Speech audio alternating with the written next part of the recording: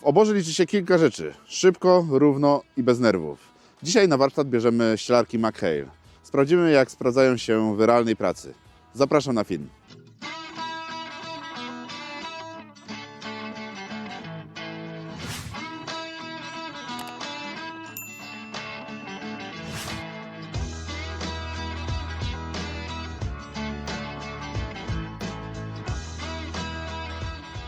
Cześć, witam wszystkich na razie z Tarnowa Podgórnego, siedziby firmy Korbanek. Za mną już widzicie i słyszeliście, co będzie tematem dzisiejszych rozmów, mianowicie ścielarki firmy McHale. Nie wiem, czy wiecie, ale firma McHale, irlandzka firma, która u nas w Polsce najbardziej słynie z produkcji tego, co stoi zaraz za ścielarkami, bo widzimy taki rząd dyszli. Czyli mówimy tutaj o prasach zarówno stałokomorowych, jak i zmiennokomorowych, które są chyba liderem obecnie sprzedaży, albo na pewno są liderem sprzedaży ilościowym i jakościowym na tutaj terytorium naszego kraju.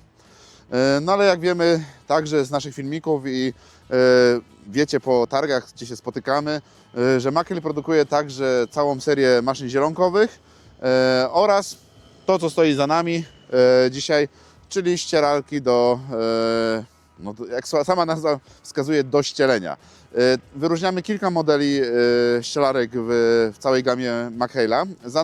Za nami stoi taki, można powiedzieć, na chwilę obecną najbardziej popularny model, czyli C460. Ogólnie cała seria to jest seria C4. I tutaj ta 60 to świadczy tak naprawdę o wielkości skrzyni załadowczej. W tym przypadku jest to 3,65 m3. Długość jest 1,70 m skrzyni. W przypadku na przykład większej, bo często się pytacie o większe, mamy wtedy model C470. Wtedy mamy powierzchnię załadowczą 4,65 i 2,20 długość załadunku. Czyli można powiedzieć w skrócie, do takiej ścielarki najbardziej popularnej wchodzą nam takie dwie standardowe kulki. Tylko w tym wypadku klapa musi być lekko uchylona, żeby ta druga kulka się zmieściła, a w C470 klapa może być zamknięta i powinny się dwie zmieścić. Jest także mniej popularna na rynku polskim wersja nieciągana, tylko zaczepiana zaciągnikiem. Wtedy jest ona tak zwana taką jedną belkę. To jest model C430. Ale przejdźmy może do walorów całej gamy C4 ścielarek. Przede wszystkim mamy dwie prędkości pracy tutaj noży. Także jest tutaj wialnia 6-łopatkowa. Ale co jest według mnie tak najważniejszym tutaj aspektem, jeżeli chodzi o pracę ścielarką McHale? Przede wszystkim jedna rzecz, może nie wiem, czy tutaj będzie widać. Mamy jakby dwa napędy. Jeden napęd to jest na pasku wieloklinowym, mamy napęd tutaj właśnie wialni rotora. Reszta to jest napęd hydrauliczny podłogi. I w tym momencie, co jest takiego ważnego w tych napędach? Otóż możemy rozpędzić maszynę do pracy, ale nie podając jej od razu materiału.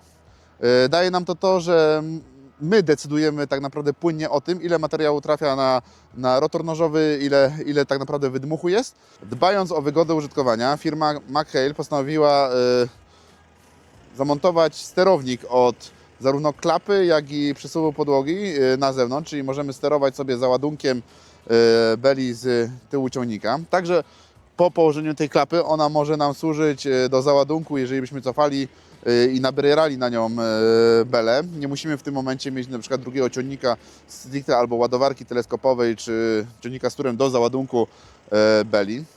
Co jest ważne, żeby dbać o bezpieczeństwo, to tego sterownika, może to Was zainteresuje, używamy zawsze dwoma rękoma. Mamy tutaj z boku taki przycisk wyzwalający. Dopiero po naciśnięciu tego przycisku zaczyna nam ten sterownik funkcjonować. Tak, to możemy sobie przełączać, oczywiście jakby była podpięta maszyna i nic się nie zadzieje. Jeżeli chodzi o pracę maszyny, to mówiliśmy, że podłoga jest hydraulicznie napędzana, reszta jest mechanicznie na pasku wieloklinowym, dlatego mamy podpięcie za pomocą tutaj wałka Waltra-Scheitowskiego. Prędkość wałka jest wymagana 560, maksymalna jest 610. Także mamy złącza hydrauliczne, aczkolwiek tak jak widać, jesteśmy w momencie, kiedy wszystko jest oblodzone, wszystko jest ośnieżone w naszym terenie. Nie wiem, jak jest u Was, piszcie w komentarzach, ale proces ścielenia musi się odbywać, nieważne co by się działo, czyli tak naprawdę ta maszyna też musi pracować w takich warunkach, często jeżeli mamy przejazdy pomiędzy oborami albo obory są półotwarte.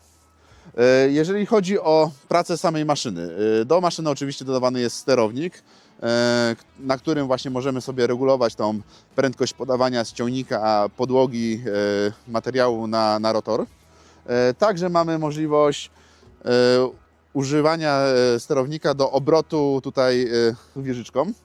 Wieżyczkę obracamy prawie, możemy do 180 stopni obrócić w tamtą stronę. Także widzicie, że jest możliwość zadawania paszy, czyli w tym momencie ustawimy sobie pasza będzie, czyli możemy powiedzieć, że mamy dwie maszyny w jednym, jeżeli byśmy chcieli używać to także w tej wersji.